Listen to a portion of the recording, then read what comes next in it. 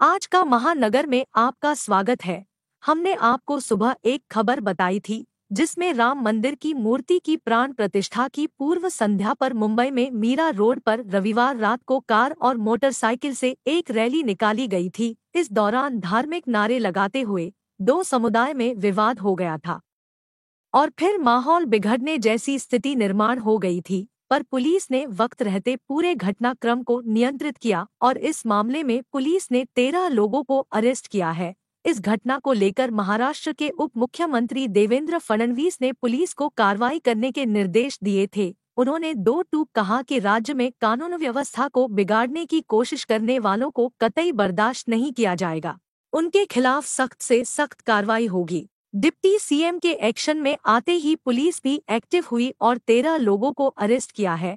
इसको लेकर पुलिस का कहना है कि अब तक गिरफ्तार किए गए लोगों के साथ ही इस मामले में शामिल अन्य लोगों की पहचान की जा रही है।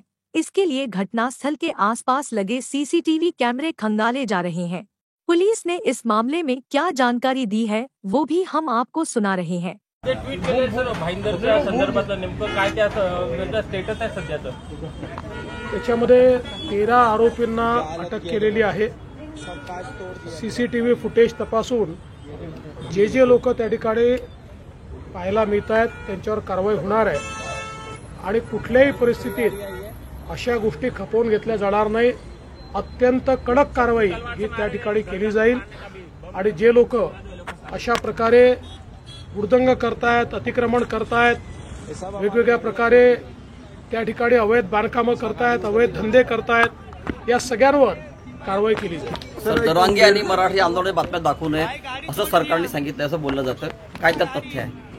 यातल्या फालतू गोष्टींना उत्तर नाही देत सर। मेळघाट हट्टी ट्वीट केले सर भाईंदरच्या संदर्भातलं नेमकं काय त्याचं स्टेटस आहे सध्याचं? त्याच्यामध्ये 13 आरोपींना अटक केलेली आहे। सीसीटीव्ही फुटेज तपासून सर्वप्रथम तुम्ही आपल्या मार्फतीने एक सर्वांना विनंती करू इच्छितो की शहरामधली शांतता राखणे हे सर्वात प्रथम कर्तव्य आहे। जे काही घडलेले प्रकार आहेत त्याच्याबाबतीत आम्ही व्हेरीफाय करून योग्य ते कलमाखाली गुन्हा दाखल करून जे आरोपी जे त्यात सामील होते फक्त त्यांच्यावरच कारवाई होईल। जे त्यात सामील नव्हते किंवा चुकून नाव आले असतील तरी आम्ही त्यांच्यावर कुठल्याही प्रकारची कारवाई होणार नाही मी खात्री देतो।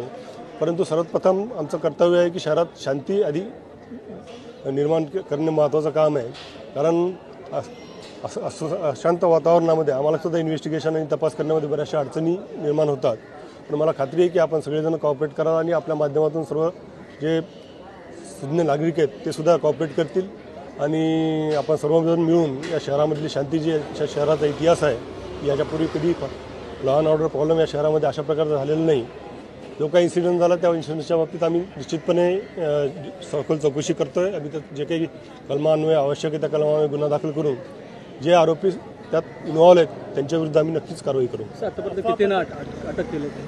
अटकेची कारवाई अजून सुरू आम्ही व्हेरीफाय करतोय, कारण सीसीटीव्ही फुटेजेस आणि याच्यातनं कोण कोण त्यात होतं याची खात्री करून आम्ही निश्चितपणे त्याच्यावर कारवाई करू। काय रात्री नेमकं काय घडलं? एक रॅलीच्या दरम्यान काहीतरी अल्टरकेशन झालं, अल्टरकेशनमधनं वाद वाढत गेला आणि त्यातनं एक प्रकार घडलेला आहे तिथं नयानगरमध्ये आणि त्याच्या बाबतीत आम्ही कारवाई करतो। समाज माध्यमावर काही अफवा पसरवत तर काय सांगाल? आव्हान काय नागरिकांना? आम्ही जितके शक्य आहे तितक्या ज्या डिलीट करणं शक्य आहे तितक्या आमच्या सोशल मीडिया आमच्या सायबर सेलमार्फत डिलीट करतोय। पण माझी सर्व नागरिकांना सुद्धा विनंती आहे की काही व्हिडिओज सगळे खरेच असतात असं नाही, काही व्हिडिओ माफ करून सुद्धा टाकले जातात, आवश्यक तेवढाच पार्ट टाकला जातो। अशातनं नका वातावरण चिघळतं। जागेवर सिच्युएशन हँडल करणं सोपं असतं, परंतु हे अशा व्हायरल गोष्टीमुळे सिच्युएशन जास्त बिघडत असं मी आपल्या माध्यमातून सर्वांना विनंती करतो की आपण अननेसरी पोस्ट व्हायरल करू नका, पोलिसांना त्यांचं काम करण्यासाठी संधी द्या आणि शहरातलं वातावरण चांगलं राखा। सध्या पोलीस बंदोबस्त कसा आहे? काय पोलीस बंदोबस्त आमचे सगळे अधिकारी, सर्व कर्मचारी, सीपी सरांपासून सगळेजण रस्त्यावर आहेत, सगळेजण पेट्रोलिंग करतायत, काही फिक्स पॉईंट आम्ही लावलेले आहेत आणि जेणेकरून वातावरण कुठल्या प्रकारे बिघडणार नाही याची आम्ही सर्वजण दक्षता घेतो। 25 तारखेला मीरा भाईंदर बंदची हाक दिलेली आहे शिवसेनेनं, काय सांगाल? कसं बंद? ते कारवाई संदर्भात काही अपील करण्यात आलेलं आहे, तर त्या बाबतीत आम्ही कारवाई करतोच आहे। आता सर्व वातावरण एकदा शांत झाल्यानंतर आम्हाला बाकी शांतपणे सगळे पुरावे आणि शोधून आम्हाला कारवाई करणं सोपं जाईल। माझी विनंती आहे सगळ्यांना की इतर कुठल्या उपक्रम न करता शहरातली शांती कशी स्थापित करता येईल यासाठी सर्वांनी आम्हाला सहकार्य करावं अशी मला